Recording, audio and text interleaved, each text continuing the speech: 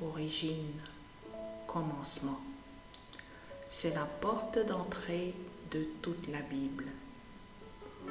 Quand la Genèse s'ouvre, elle ne commence pas par l'homme, elle commence par Dieu. Au commencement, Dieu créa les cieux et la terre. Cette phrase pose une fondation essentielle. Dieu existe par lui-même. Tout ce qui existe trouve son origine en lui. Le livre de la Genèse a été donné à un peuple précis, le peuple d'Israël, fraîchement libéré de l'esclavage en Égypte. Après plus de 400 ans dans un pays étranger, il marchait maintenant vers un avenir inconnu, avec un Dieu qu'il ne connaissait encore que très peu. Il se posait des questions fondamentales. Qui a créé le monde? Qui est ce Dieu?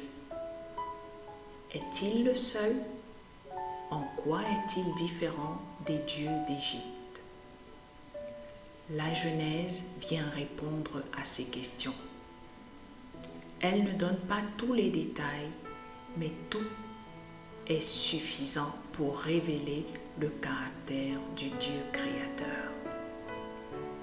À travers la création, la chute, le jugement et la promesse de rédemption, Dieu se révèle comme souverain, fidèle à ses alliances et engagé dans une relation avec l'être humain.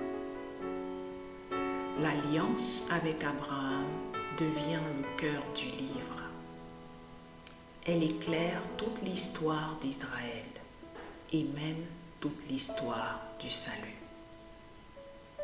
La Genèse nous rappelle ceci. La vie n'est pas un accident. L'homme n'est pas sans valeur. Et l'histoire humaine n'a de sens qu'avec Dieu. Je t'encourage à ouvrir le livre de la Genèse et à le lire par toi-même avant de chercher des réponses partout.